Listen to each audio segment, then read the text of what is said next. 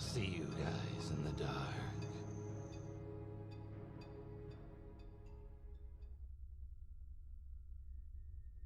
2 years ago, right around Halloween, I was babysitting for these two ladies who had a son.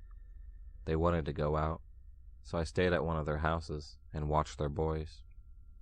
It was around 8 p.m., and the boys were sitting on the couch, playing on their iPads and whatnot, when somebody knocked on the door.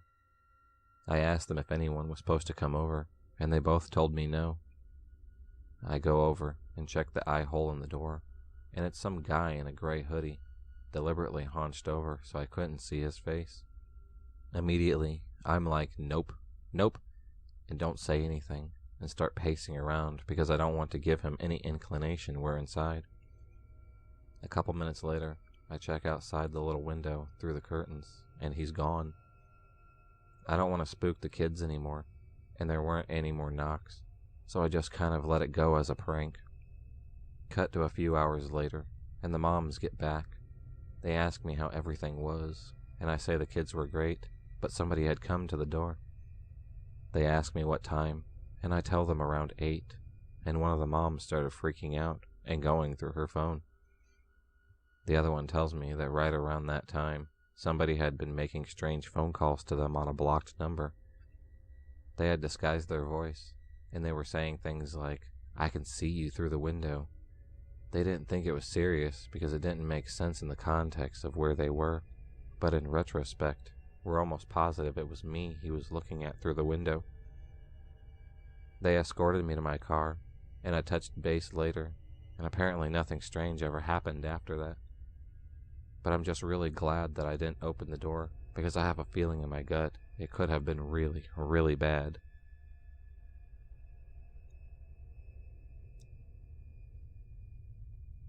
When I was 8, a neighbor named Dave, who was probably 15 or so at the time, took a sudden interest in playing with me. He would walk with me when I walked our dog around the block. He'd invite himself over to my house and play with me on our back route. I even remember him showing up when I was at the library, and we looked at books together. This went on for a brief period, and I remember thinking it was pretty awesome an older kid wanted to hang out with me. Dave told me I was fun, and smart, and pretty. One day, we were in my bedroom with the door open, and my mom close by. I remember him trying to close the door a couple of times, and I kept opening it because I knew my mom would get mad. I remember that annoying me, but I think I was too young for that to alarm me. This is weird, and looking back on this, I kind of cringe. When he was in my room, he asked me if I'd like it if he babysat for me sometime. I said yes, and told him I'd have to ask my parents. When my dad got home, I asked him. I remember him looking puzzled and talking to my mom privately. A few days later, my mom and I came home, and Dave and my dad were talking in our living room. When Dave saw me, he waved excitedly, and my dad turned around with his not fucking around face. I darted upstairs. Later on, my dad came into my room and said that Dave needs to find friends his own age, and he didn't want us to hang out anymore. Later on in the night, I overheard my dad telling my mom something about that creep, and her responding with, "I'm so naive," and crying. I remember feeling totally sad and guilty. Dave made a few attempts to approach me in the neighborhood after that, but never came over to our house ever again. He gradually faded out of my life as quickly and strangely as he entered it. A year or so later, Dave burned down our small town video store that he worked at, and I didn't see him ever again. So this happened a few years back when I was about 6. My mother and stepfather dropped me off at my step-grandparents' house for the week. Not long after I was dropped off, my grandparents announced that they were going out to dinner and wouldn't be back till late that night. Don't get me wrong, I loved my grandparents, but I now believe that they may have put just a little too much trust into their daughter as a babysitter. At the time, I trust my aunt, who at the time was 16. She was great at first. She made me dinner, she let me watch Jurassic Park, and stay up late with her. Everything was going well until she decided it would be a great night to go outside to let her 2 dogs out and talk on the phone with her boyfriend. Me, being the little scared 6-year-old I was, didn't want to be left inside by myself, so I followed her to the backyard. Now, she had a huge backyard considering they lived in a medium-sized trailer. The backyard consisted of the back deck, an above-ground pool, a garden, the back house where our late great-grandmother had lived, and a swing set. Beyond the yard were woods. The only thing that separated the yard from the woods was a very broken and rotted fence. Now this swing set was the one type that had one regular swing, a baby swing, and a slide. Seeing as I was the smallest, I was put into the baby swing while she sat on the regular swing, talked to her boyfriend, and watched the dogs. About 20 minutes into being outside, the dogs started going nuts, barking and growling in the direction of the woods. Now these were no small dogs. Clover was a Saint Bernard, and Sasha was a Husky Wolf hybrid. At first, Jennifer assumed the dogs had seen an animal or something, seeing as they were barking at the woods, and tried to get them to quiet down. Then I heard the crunching of dead leaves, and it was too loud to be just an animal. I turned my head to try to get a close look behind us, and let out a blood-curdling scream. Jennifer hurried to turn around to see what I was screaming about and jumped. Just beyond the yard, standing in a pile of dead leaves and rotting fence posts, was a man. Now we are a few miles from any other house, and it was way too late and cold for anyone in their right minds to be out for a nightly stroll through the woods. Before I could even get a word out, Jennifer was gone. She left me in the baby swing and was sprinting towards the house. Terrified, I wiggled and kicked my legs, managing to get them free before running after her. By the time I got back to the sliding glass door that led inside, the man was at the swing set walking towards the house. We called the dogs inside, locked the doors, and huddled on the couch, just staring at the door. When the man finally reached the door, he tried opening it. When it wouldn't open, he angrily banged on it. Calling the police was out of the question since Jennifer in her panic state dropped the house phone outside. All we could do was sit on the couch and watch the dogs growl at the man as he tried getting in through the doors and windows, our eyes following as the dogs followed to each window he tried to open. Eventually the man left and the dogs calmed down, but Jennifer and I were too scared to sleep, so we waited up for her parents to get home. Once they got home, the police were called and a search was done, but they never caught the man. Some man who made me terrified to play outside at night or even go take out the trash. Let's not meet ever again.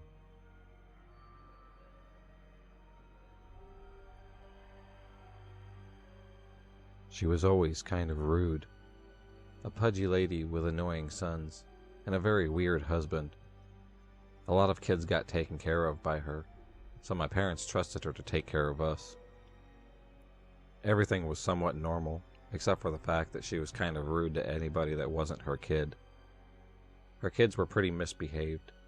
They were always fighting, hitting each other with plastic swords, and screaming at the top of their lungs.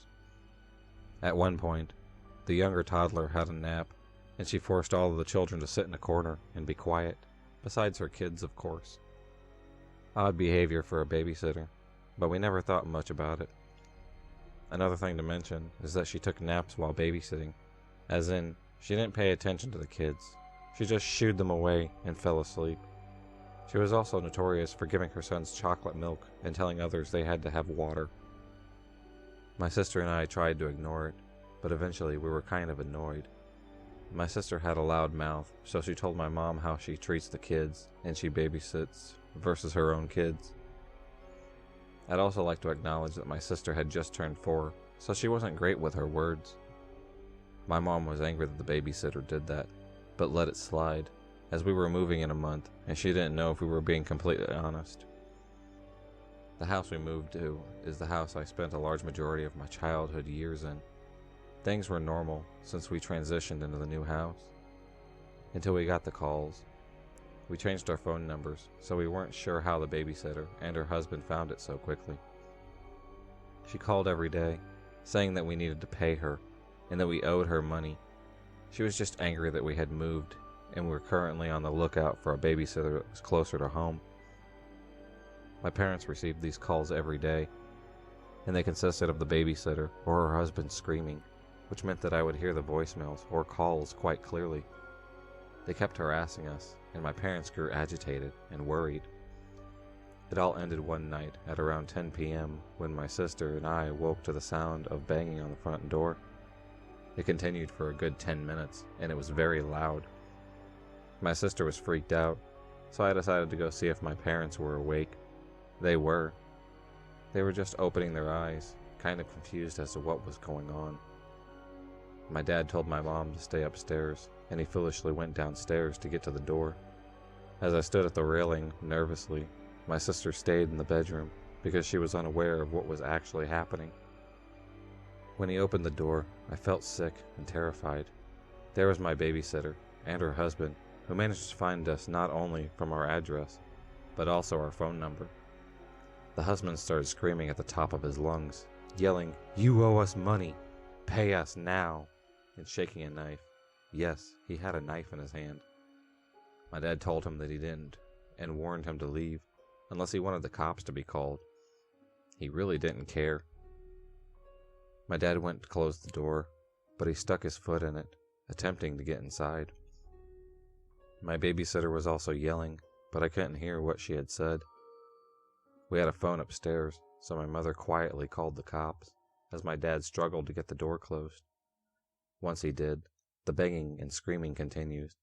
They wouldn't leave our property. I was freaked out, so I started crying. My sister saw me crying, and she did the same. Long story short, about an hour after they left and the cops arrived, having just missed them, my parents knew their information based on the fact that they babysat us, so it wasn't hard to track them, and they were arrested. I always wondered if their children were home alone or at a sleepover when this happened, especially at a time so late. Regardless, they were released a few days later, but were not allowed to step foot near our house. I'm not sure if the woman still babysits, but if she does, I feel terrible for the kids. We never really knew what their intentions were that night. My dad saw the knife and knew that they were up to no good. All I can say is, psychotic babysitter and her husband, let's not meet ever again.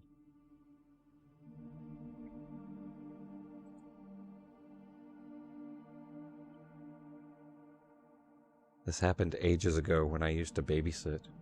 I was maybe 13, living in the countryside, and was babysitting most of the children in my street. This particular neighborhood would love to go out on Wednesday, because there was this lane dance party class going on in a nearby bar, so I was used to babysit for her, and knew she had always come back very late. That specific night, the oldest of the three was a little difficult and didn't want to go to sleep. I struggled with putting him to bed, and afterwards I was very tired. I studied my math a little, and around midnight decided to take a nap until the kid's mom came back. A few minutes after falling asleep, I hear someone frantically knocking on the door, trying to open it. It was the neighbor with her 2 young children. It was winter. We could easily have had 3 feet of snow, and temperature outside must have been around 23 degrees Celsius. The kids only had their pajamas on and an unzipped jacket. She was wearing jeans, a wool shirt, and winter boots. I could see the fear in her eyes as I struggled to unlock the door. I panicked and had her walk all the way around the house to the patio door. When she got in, she quickly told me to bring all the children downstairs, turn off the lights, and not to answer the door to anyone. The kids kept asking, "Who is Daddy going to hurt? Who is Daddy going to hurt?" And she kept muting them, saying nothing was going to happen, and she left. I woke up all the kids, brought them all into the playroom in the basement, and asked them to play quietly. The eldest, who hadn't been asleep very long, was asking what was going on, and I kept telling him it was a special occasion where he could play late. I calmed down the other 2 kids, telling them no one was going to be hurt, but in my mind, my time had come. I could see myself being shot while trying to protect the kids. I was trying to figure out how to stay alive, or at least how to keep them alive. I wasn't trying to be a hero, but I was trying to convince myself that if it came down to that, I would have to try and protect them. I called 911, but started shaking and crying so much I didn't know what to do.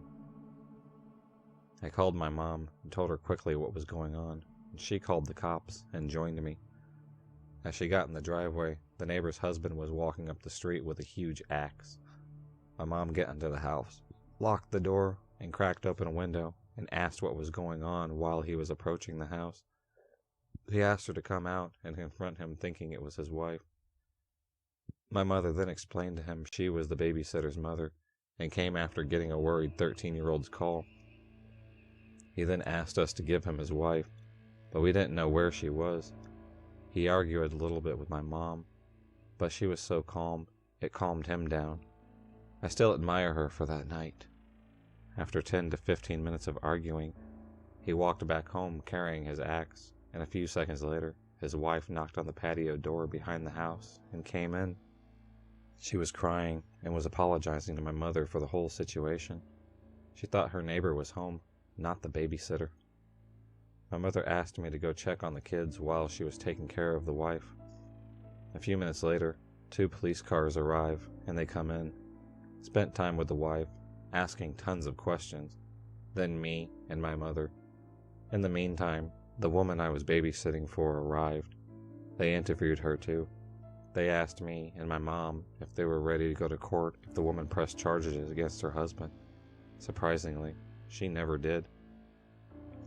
Turns out she had just announced to her firefighter husband that she was sleeping with her boss in order to get a raise because they were struggling financially.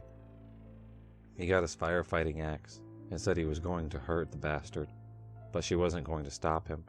That's why she brought the kids and left. I was always scared of him afterwards, and whenever I saw his children, I would check if they had any signs of violence, but they moved about 6 months after that, and we moved 2 years later.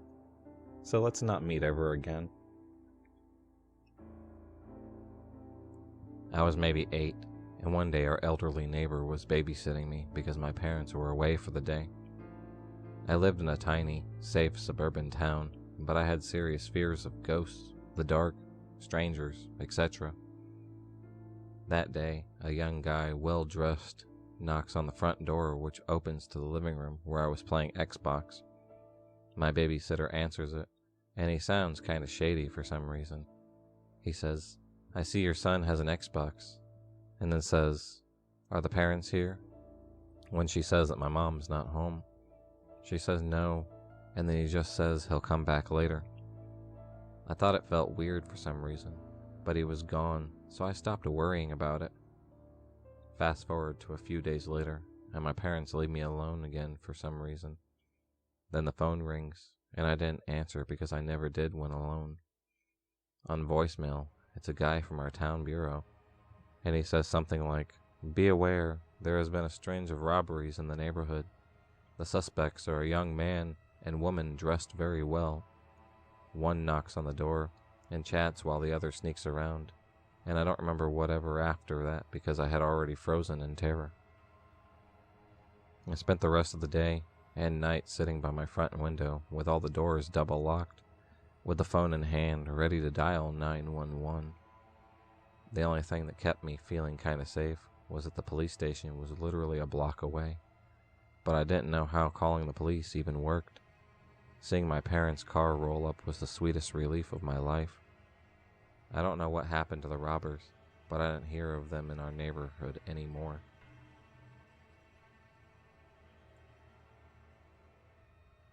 For a little background, I'm a 20-year-old female from Germany. When I was 17, I was in a long-distance relationship and was desperate for some extra cash because I spent most of my pocket money on train tickets to see my boyfriend. So, I put up a babysitting ad on the German equivalent of Craigslist. I soon got a call not even an hour after putting up the ad. I was greeted by the voice of a man. The conversation started off innocently enough, with him telling me he had an 8-year-old and needed someone to watch him after school as both him and his wife were working full-time. I told him sure, I would do that. I expected him to ask me about my experience with kids or something to that effect, but instead, he went on to tell me that his son would be a little difficult. I told him I didn't mind, and that I'd find a way to deal with it. Would you hit him if he was being naughty? I was very taken aback by this question. I'm very against violence against children. Even spanking is child abuse in my eyes. I told the man that, and that I'd do my best to find a non-violent way to deal with problems. But what if he was hitting you? Would you hit him back? And I replied to him with a firm no. At this point, I was starting to feel very angry, as it dawned on me that it was obvious a common occurrence for this child to be hit. He kept on throwing scenarios at me, and asked me if I would discipline his son in that situation, and that his old babysitter apparently frequently spanked him. I eventually told him, as politely as I could, that if a parent chooses to use spanking as a form of punishment, that was their business. But as a babysitter, I had no right to hit a child. He was silent for a while. Then he asked me if I would bathe his son. I obviously don't remember my exact response, but it definitely wasn't yes. He went on explaining that his son was supposed to take a bath every Thursday, and that he hated taking baths. He wanted to know how I would make him get in the bathtub, and if I would strip him naked. At this point, all the red flags came up. I dodged the question best I could, and said something to the effect of, things like that are a parent's job, not a babysitter's, and that the parents should make him take his bath in the evening after work. But he kept pressing, asking things such as if I'd wrestle his naked son into the bath, or spank his blank butt if he refused. I just kept saying no until he eventually said he'd call me back. I removed my phone number from that ad immediately and told people to contact me via email instead. I also got a new phone number a few weeks after, so I luckily never heard from him ever again. I just hope his son, should he actually have one, which I honestly kind of doubt it, is okay for the most part.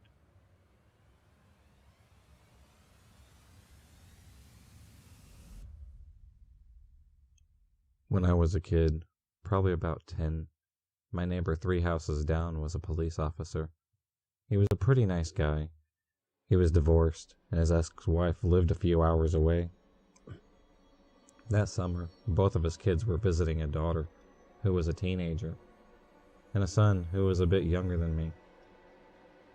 He was great, and she was really nice, sweet, and really bored of our small town, so sometimes she'd take her brother and me to get ice cream, or even play video games with us. I thought she was the greatest. Eventually, my mom asked her to babysit me and my own little brother, and yes, she was the best babysitter ever. She brought candy, movies, and we played board games. She even let me stay up late. The only thing was, the whole time she was peeking out the windows, and she had shut the curtains as soon as she got there. We heard a few weird noises, but tried to brush it off. I sort of noticed she seemed jumpy, but I was just a kid, and not really aware of what was happening until it got more and more obvious that there was someone outside. She asked me where the best hiding place was in the house, and I said under my brother's bed. So the 3 of us squeezed under there, in the dark, while she called the police. Her dad came and found the neighborhood weirdo skulking around my house, trying to spy on Elle. He had been stalking her all summer. She figured he was outside, but was trying to stay calm until she heard the back doorknob jiggling. I don't know what happened to either of them. Before the next summer, her dad moved, and I never saw her ever again. The weirdo was always weird, and he eventually moved too. Last I heard, he was in a major city, and doing drugs. But that was a few years ago.